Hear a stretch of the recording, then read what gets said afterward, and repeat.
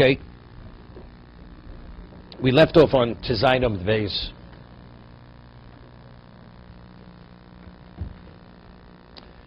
Reish Lakish had said that an Omivriya, that if after she sold, if her father should die, that is a basis for it to be freed from a state of servitude. The Gemara goes and refutes Reish Lakish. That's what we concluded. So the Gemara asked, but Reish Lakish based it on a Kal V'chomer. What was the Kal V'chomer? The Kal V'chomer was that if a maidservant is with a regular master, when she reaches puberty, she goes out. What happens when she reaches puberty? But where does she go? She goes back into the jurisdiction of the father. But when the father dies, his rights aren't passed on to anyone else. So we see that. So the way we explained it was that the rights of the master are only limited to that, to her being in his jurisdiction, only no more than the father. So once the father dies, she should be released based on the principle of Mamoch Rishon L'Sheni. You can't have any greater rights than the one who sold you the rights. Since the father would no longer be alive, he wouldn't have these rights. Those rights dissipate. So since you only received the rights as a result of the father, and now the father's no longer here, she should be freed. But the Gemara refutes it. And the Gemara made a differentiation. The Gemara differentiated, said, because the Omevri is Yotze B'Simonim, because the Shini Haguf, because there's a change in her physically. But that's the difference. So we mentioned Tosas yesterday. That Tosas explains that when you buy a minor and an adult, it's a different being. I purchased a minor. An adult is a different being. But why is a daughter in the jurisdiction of a father? Because she's his daughter.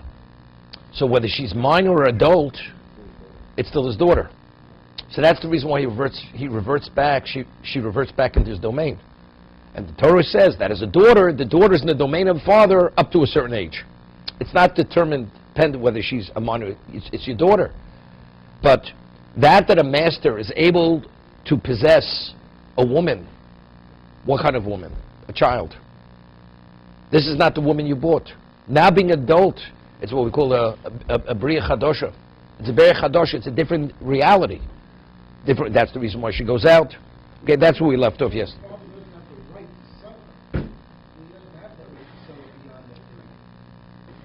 No, but that wasn't the question. The question is, why, if the death of the father, if the father would die, his rights dissipate, correct? And if the only reason why the master has his rights in the daughter, in the maidservant, is because it was transferred from the father, so if the father's no longer here, and the rights you have are no better than his rights, if he wouldn't be here, the rights don't exist.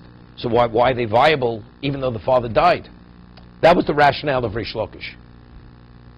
On that, we quoted a brisa, that the brisa says that it's clear that a girl does not go out with Misas Av. She goes out with Misas Odon. If the master dies, she's not passed on to his son in servitude. But if the father dies, she remains with him. Okay, that's where we left off. But now the Gemara quotes brises, and from the brise it seems to be that Reish Lakish is correct, that a girl does go out with Misas Ha'ov. So maybe the Gemara is going to say maybe it's a Machaluk's Tanoim. We quoted a brise and it's clear she does not go out with Misas Av. But now the Gemara quotes two brises. Toni Chado. We learned in one brisa, Anak Eved Ivri Latzmo. The financial package which is given to the Jewish slave when he's freed. Who receives that financial package? Eved Ivri himself. He's an adult. He receives it. Anak Omivriya. What about the gift that's given, the financial package, which is given to the Omivriya when she's released? Who receives that? Latzma. She receives it. Why can't she become that?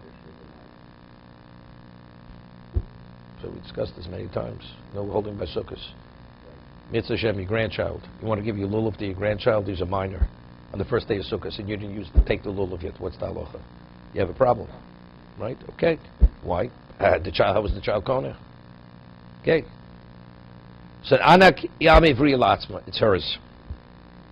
That's one brisa. Betanya yidoch, we have another brisa. Anak amivriya umitziyosa. The financial package which is given by the master to the amivriya when she's released, umitziyosa, if she should come upon it, she finds something, a lost object, ownerless object, and she acquires it. Lo aviho. Yeah, that goes to her father. So one brisa says she receives it, the other one says her father receives it. So Rashi explains that, let's say she takes out time when she's a maidservant and she picks up something for herself. Does the master receive that, or does that go to her father? But so we say the master only has schar b'teila. Since she took out time from her servitude, she has to reimburse the master for the time that she took out for herself. But that's not the issue here. No, that's just the brisa. But according to brisa, to indicate seemingly Rish Lakish is right, my love. So what are the two cases? So one brisa says she receives the financial package. The other one says the father receives the financial package.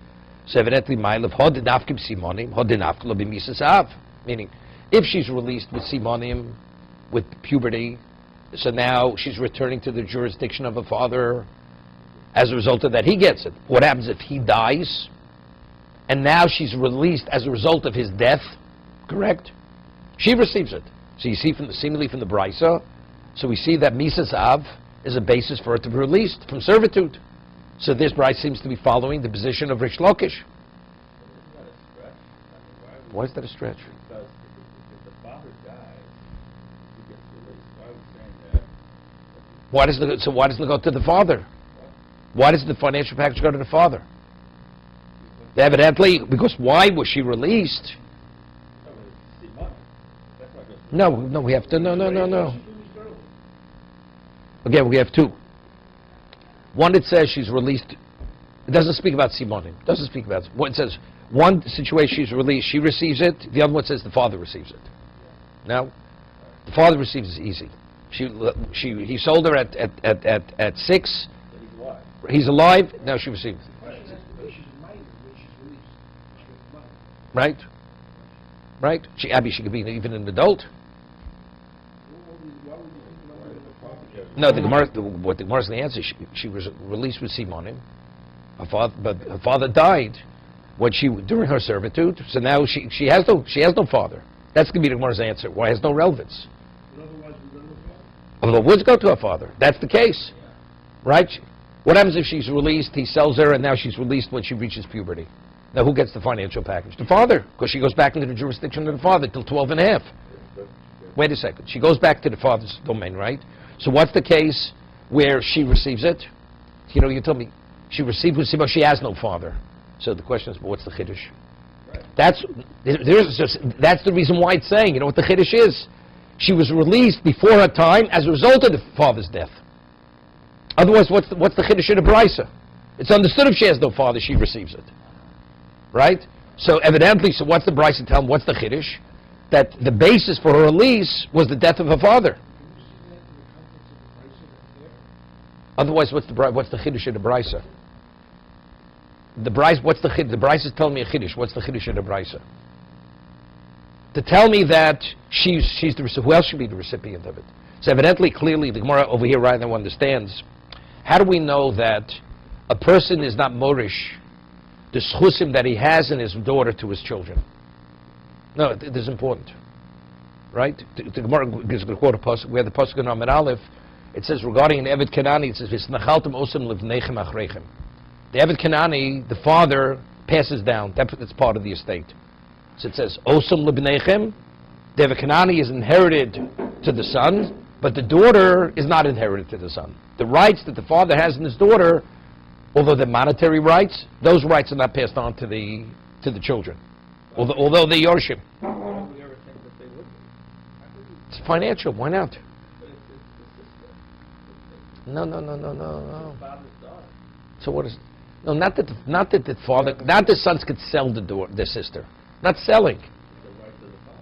The financial rights. The financial rights. The financial aspects of it. No, just the financial. The financial rights that a father and his daughter, that's not passed down, although it's monetary. Right? I mean, the Gemara Amar Aleph said it's called schar sochir. It's a payment. Right? The person, his daughter is, whatever, she has wages. And she worked already. She worked. So those wages, so they belong to now the father dies. Who's the recipient of those wages? Definitely the children.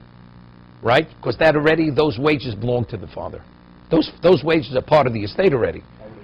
That's earned already. But let's say anything subsequent she earns. Right? Well, if the father would have been alive, he would have had it. Doesn't make a difference. Right? It doesn't go to the children. Because the financial rights that the father has in the daughter has no relevance to the brothers.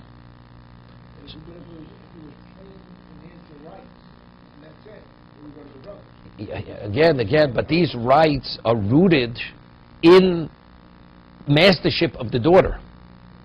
Right? That's what it's rooted in. I'll give you an example. They're not, for instance, Hafaras Nadorim. Right? A father's meifin nidre bito. Right? Nullifying the Nadorim of the daughter. A father does that. Brothers can't do it. A father, it says, is biti no sadli shazeh. Father marries off a daughter. As if she's his chattel. Sons, what is that? That's Klush Rabbanon. Right? With miyun. A father and brothers and a mother can marry off a sister if she's a minor. But what is it? It's only rabbinical. It's not a doraisa. Doraisa is only the father. Literally is the equivalent. He owns his daughter until she reaches adulthood, up to a certain point. Okay. So how do we reconcile the brises? Seemingly, what are the brises? So the Gemara says, "My lab hodin afka b'simonim, hodin afka b'misas av." The case where it goes to the father is where she was released as a result of puberty, simonim.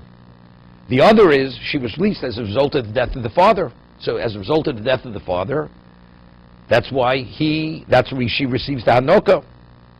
Mar says lo kasha. No hadi silav hadi less lav. In either case, she was released with simonim. So if there's a father, she goes back into his jurisdiction. So then what? Then the Hanoka goes to the Av. What happens if the father died while she was in servitude? And now she's released with simonim. So who receives the Hanoka? She receives it. What's the kiddush? Maybe the son should receive it. The Gemara, we need a miyut. We need a pasuk. That's what the Gemara is going to explain now. It's only because it says v'snachaltem osam livnech machrechem. Okay? So Gemara says bishlo ma'anekam evriya la'atzmo. That the bride, according to that we're saying now, we say the anak omivriya la'atzmo. She receives it. So the question: who else should receive it? What's the chiddush? Lemutei achim. To tell us that the brothers don't receive it. Ditanyo, v'snachaltem osam livnech machrechem. You should inherit them to your children after you. Who's the them? We're talking about Evet Kanani. Osam livnechem. You inherit, you pass on the Evet Kanani. V'lo b'nersechem livnechem. Because maybe it's say, like, you look at the daughter as a minor, she's like the chattel of the father. So as you pass down the Evet Kanani as the chattel of the father, you should pass the daughter down, right? Until she's released from his domain. You're passing now here also. Wait, but how do I know that? How do I know that? It's based on this pasuk.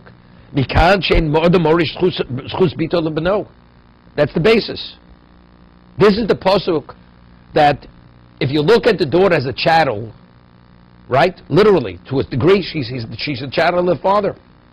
So the children should be able to pass on, should inherit her. The answer is no. There's a miyut. There's an exclusion. Also libnechem, right? B'kachin odem morish schus bito libno. Osam. Right? Wait. Let's stop for a moment. You know, it's interesting. There's halacha. If a person steals, and then afterwards the person he stole from is miyayish. He despairs. What happens if a person loses something? And then afterwards there's a yush. Right? He says, Vailich Soren Kiss. Yush is Vai. He says, woe to me that I lost. What's the halacha? Anybody finds it, it's permitted to keep it. It's a yush. What happens if a person steals, and subsequently the victim is meyayish?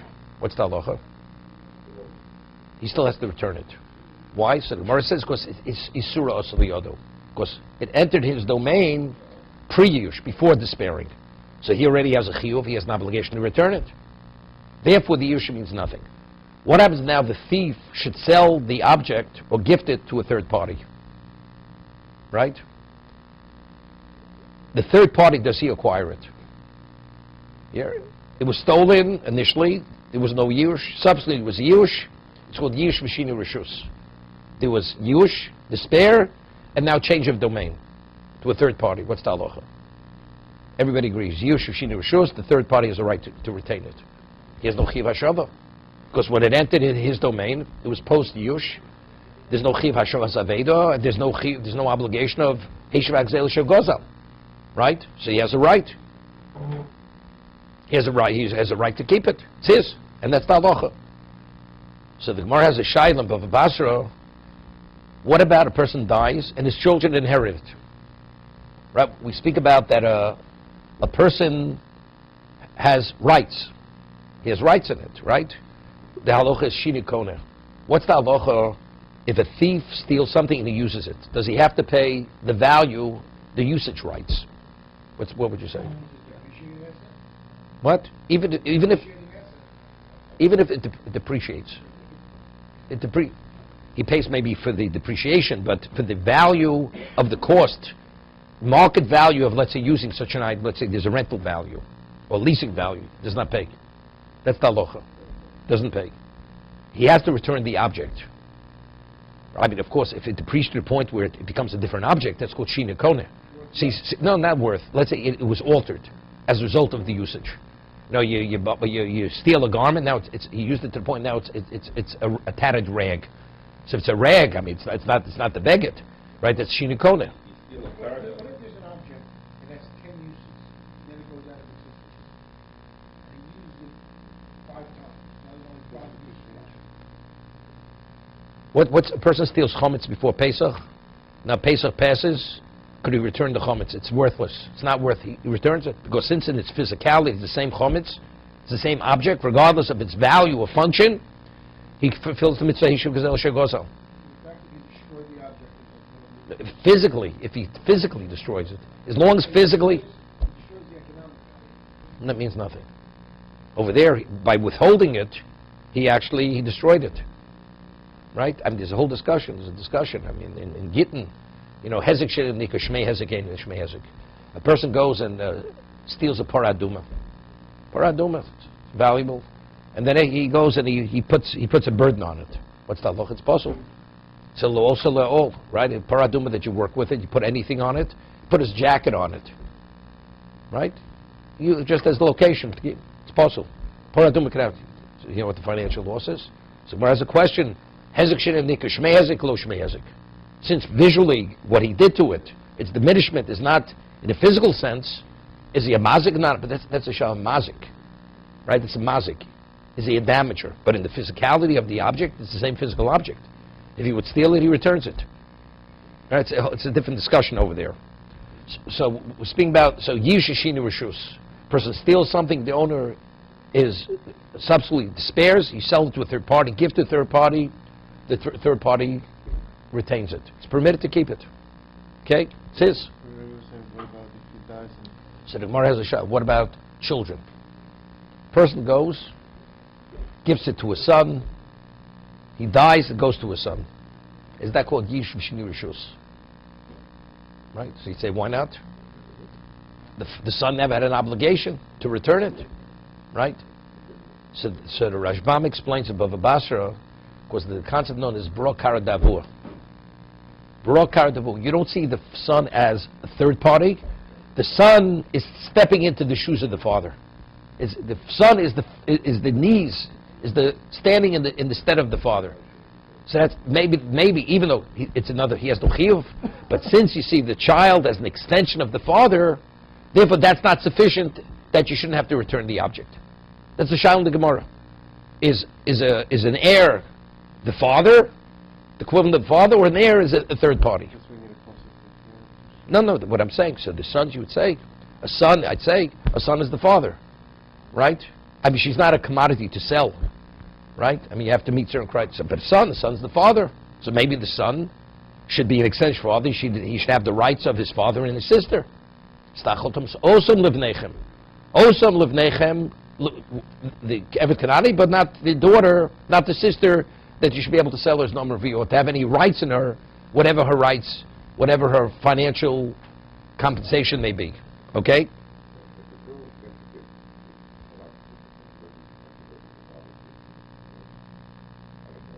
It's only It's only if it's gifted to her where the father has no right in it. Like you have a concept, there's a Gemara. Person gives a gift to a woman. Give something to a woman. Who does the husband own it? So Gemara says he has to give it to her. It's on the condition your husband has no rights in it.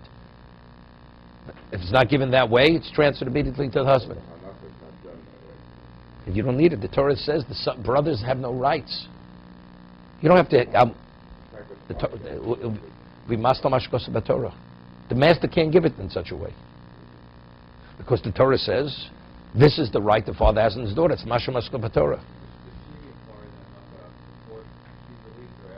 After. So the Gemara asks, so good. So the Brisa that tells us that she receives it, that's the Chidush.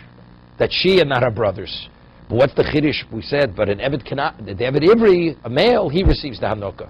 It's lots of what's the Chiddush? Of course, who else should receive it? Right? Torah says he has to give him a financial compensation package. Elo Anak Evet Ivri Latzim Shito. El Laman. Who else should receive it if not the Evet Ivri himself? Omer Rav Yosef. So Rav Yosef says, Yud Kores Kachazino. Hocha. Yosef says, I see he made a molel into a mountain. Yeah? Meaning, I see Yud. Yud is the smallest letter in the Aleph base. He turned it into a whole city. Meaning, the Tana said something which was unnecessary to say. That's Rav Yosef. We're speaking about the Amei Vriya, so already he's telling about Evet Ivri. But of course it's poshut. Simple, it's understood. He shouldn't even mention it's like he overshot the runway, so to say. Yud Keres Kochazin Hocha. No, in the Bryce it speaks about the Evet Ivri. Who receives the Hanukkah? He receives it. So versus who else would receive it? Right? What's the Chiddush? Of course he receives it. Torah says he receives it. Right? He's not in his father's domain or anybody's jurisdiction. Who else should receive it? Abayi Omer Hochi. Omer Rav Sheishes. No. Homoni Sutoyi. Sutohu. That this Brisa is going like Sutoy. Who's Sutoy? The Tanya. We had this before. It wasn't quoted in Sutoy. Sutoy Omer. Sutoy Omer. Lo v'lo balchovo. Right? It's a Sanik lo. You should compensate him. You should say Hanik Tanik. What's the lo? So the inference of lo is to him and not to someone else. Well, v'lo balchovo. We had earlier. Right? We spoke about Shibud the Reb Nosson. What do you mean not the creditor? Of course the creditor. Person borrows money. He owes money. And now he gets Hanukkah. He doesn't have an obligation to pay his creditor with the money he received? Of course he has. No, We're talking about his creditor has another creditor. right. So we're speaking specific. We're not talking about regular creditor here. Of course, if you have a financial asset, you owe money. Your creditor has a right to take that financial asset. Right? It's irrelevant to me if it came to you as Hanukkah or came to you as anything else. Right? So what, it was a financial gift as a result of your years of servitude. Why should he receive it? It's monetarily, it's yours. So it doesn't mean, we're not talking about an ordinary balchov. Not talking about just you're a debtor by someone. You're a debtor, you pay, of course you pay with Hanukkah. But it's your creditor has a creditor. Your creditor is a debtor. That's Shibud Reb Nosson. Yeah. You take a look at Rashi. I thought if the servant owes somebody money, He doesn't have to pay him? then the master then owes the servant money. According to this Kiddush, the master doesn't have to pay the servant instead of just going right to the creditor. That's what I thought it was. It has to be specific. What do you mean? The other evidence has to go to the hand. You can't give it to the creditor. The master has to give it to the slave. Yeah, okay. That's the answer to the question. Yeah. Otherwise it's poshut. Right. What do you mean, lo balchovo? Yeah, right. There's an exception to a Muslim. Right. That's a chiddush. Right. See, it's not really Reb Nosson. It's not really. That's not the case. Again, a person owes two people money. Is the master a debtor or a creditor? I understand. When he goes free, so now the master is indebted to pay this financial package to a slave. So what? He pays it. So what? No. Of course, a slave owes people money. He has to pay. He receives the money. He doesn't have to pay his creditors. The money goes to the master, can't give it to him. Right. That's the answer. That's the answer. Right. Exactly. That's what we're talking about. But once the Eved gets it, once the Eved Ivri receives it, then he has to. Of course, he has to pay. Okay. But usually we're not going to say that it goes from the master to the creditor, bypasses the Eved. In this case, we don't. Correct. It's interesting. There's a famous Chuvas Chassam Sofer. There's a special scholar. It's brought name of Rabbeinu Peretz. Rabbeinu Peretz was one of the Bali Tosos Rabbeinu Peretz. So it's cited in his name that if you're a sandik at a bris, it's a schooler for wealth. Of course, it's similar to the Ketores. The sandik is like the Mishnah says in Yuma that when they would do the similar to the lottery, who would be the one who would do the Ketores? Anyone who had it previously wasn't included within the lottery. Because you give somebody, since the Ketores brought wealth, you give somebody else a chance to become wealthy.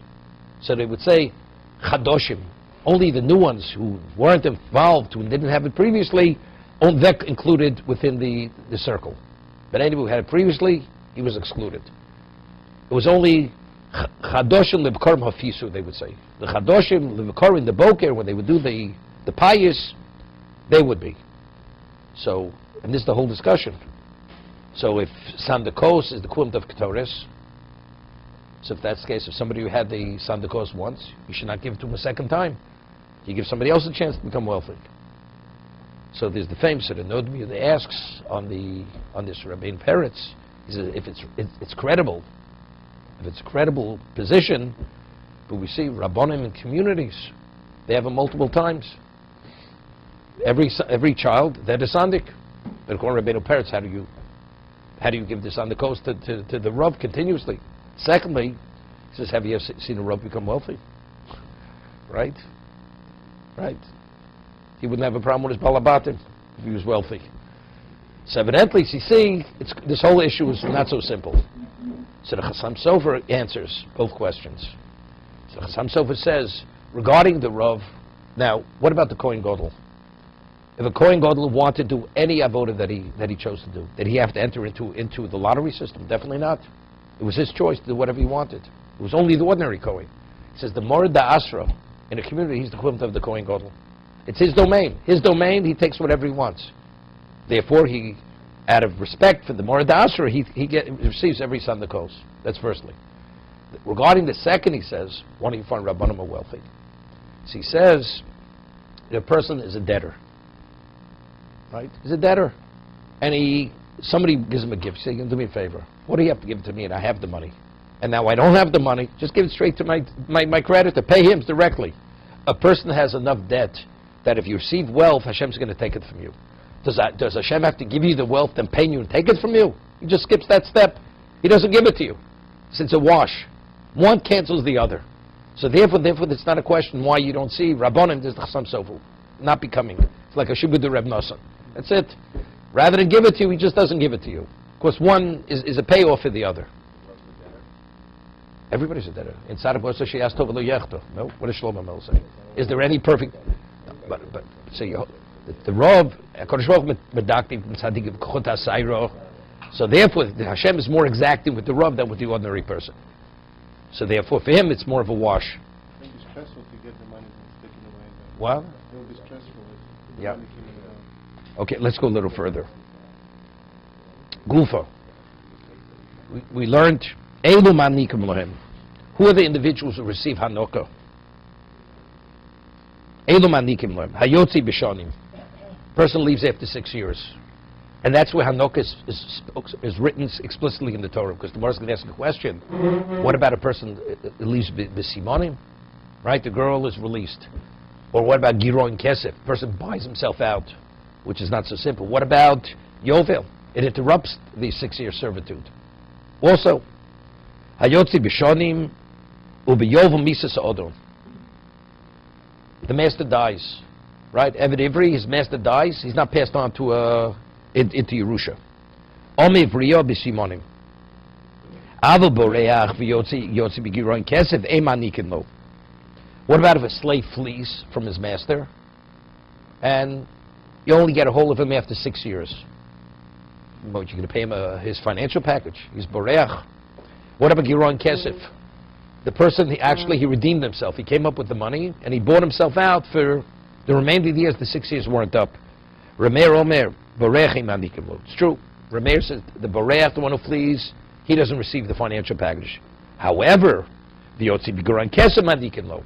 But the one who purchases himself, buys himself out, redeems himself, he receives the Hanukkah. He worked 1 year, 2 years, he buys it, redeems himself for the remaining years, he receives Hanukkah. What's the reason?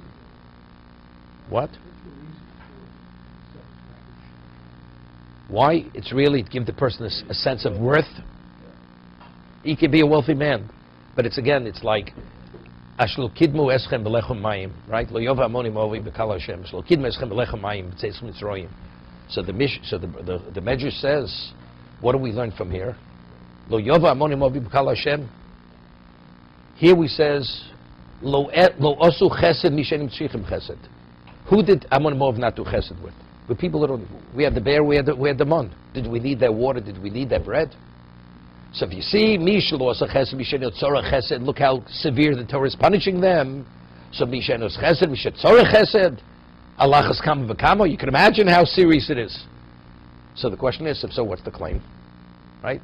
Mishenos chesed and mishetzorah chesed. We had the bear and we had the mon. So what's the claim against Ammon and Moab? Ashlo kidma eschem belechem amayim. The answer is, it's not always the physical food and bread and water. Here we're wandering. That's the way you treat people. This is the way you treat us. It's regardless of what I have. What about putting out the welcome sign? That's a shel kid meschem belechem mayim. So man works as a slave. He's a chattel. You treat him like an animal. He's a breeder. Give him a shifcha knadas. Also now, he's freed.